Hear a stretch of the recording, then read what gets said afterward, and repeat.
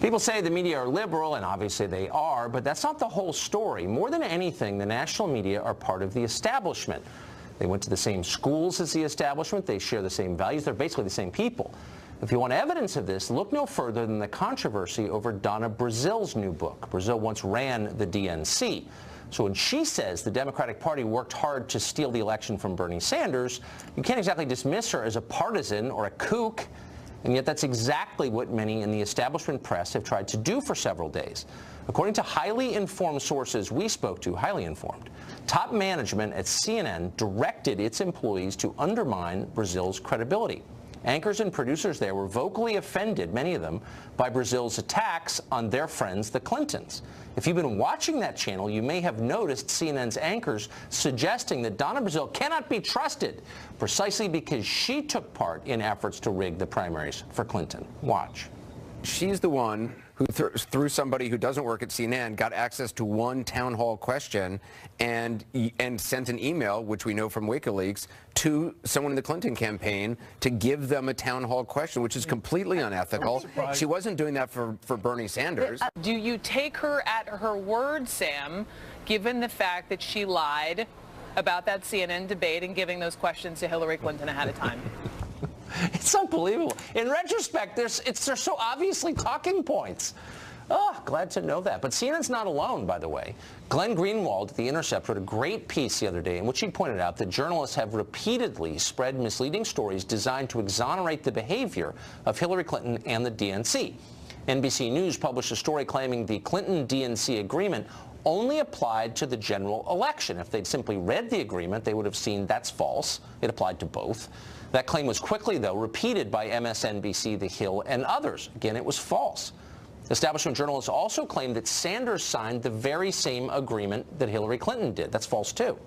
The media loves a scandal, but in this case, they can't seem to downplay this one fast enough. Donna Brazil isn't backing down, though. Watch this. For those who are telling me to shut up, they told Hillary that a couple of months ago. You know what I tell them? Go to hell. I'm going to tell my story. Donna Brazil is going to join us on this show on Wednesday with her side of all of this. Meanwhile, Richard Goodstein advised Hillary Clinton on both her presidential campaigns, and he is brave enough to join us in studio. Darn right. So in her book, and again, we're having her Wednesday, I can't wait to hear about this, but she says that she experienced sexism on the Hillary campaign. She wasn't taken seriously because she was a woman. And it raises the obvious question, which is, do you think the Democratic Party can handle strong women like Donna Brazil? So I don't know whether Donna Brazil is a kook, but what she says is kooky in the book and what she's been saying on TV. Let me give you an example. Wait, I don't know why. Hold on. I thought the basic precept of liberalism is when a woman says she was mistreated for being a woman, that you take her seriously. You don't dismiss her as, quote, a kook or a crazy person.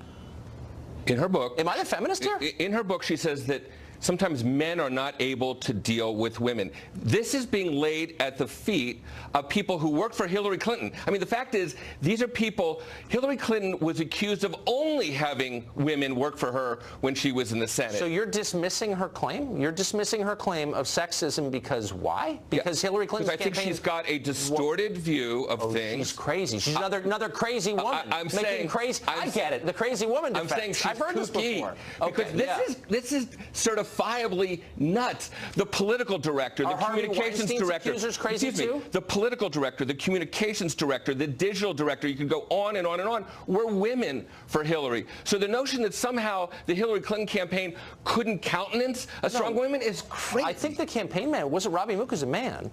And look, all I'm saying is the Democratic Party has told me all my life that when a woman says she faces sexism, you're not allowed to dismiss her as crazy, or it's that time of the month, or any kind of insulting suggestion that she doesn't have her full wits about her. You have to take her seriously. And I do take Donna Brazil seriously. Here you are, the Democrats, saying she's just another crazy woman.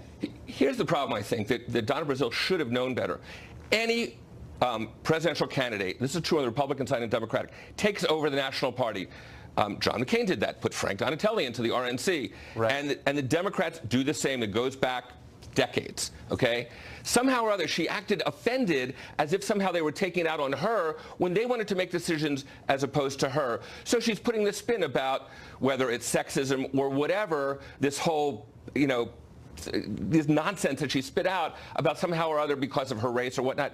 It really is, I wonder. Okay, good. So just tell me, as someone who's kind of following along, sort of watching as our culture changes really fast, and I'm writing this down because I want to keep this for future reference. When are the times when I can just dismiss allegations of racism and sexism with the back of my hand and call them nonsense, as you just did? When am I allowed to do that? When there's evidence to the contrary. And what the evidence here is, again, every single person who was, not everyone, so many people at the top of the heap for the campaign. Yeah, but the fact and there were lots of men on that campaign. Up and down, if you look at that campaign, it was uniquely kind of occupied by very powerful senior women. And again, what Donna Brazile was taking personally, look, again, she was Al Gore's campaign manager, okay? So she didn't use Bill Clinton. There's a problem there, but it's not something that was Hillary Clinton's doing. Boy, you're very, very certain of this. It's interesting. I'm going to, if I'm ever accused of something bad, I'm going to use your technique, which is, that's absurd. She's got to be crazy. Well, except the evidence. She's crazy. I'm not saying she's crazy. I'm saying she's wrong. You said she was a kook. I'm saying what she's saying sounds crazy because it is demonstrably disproved. Yeah, it hasn't actually been disproved, and you're making me even more anxious to speak to her directly.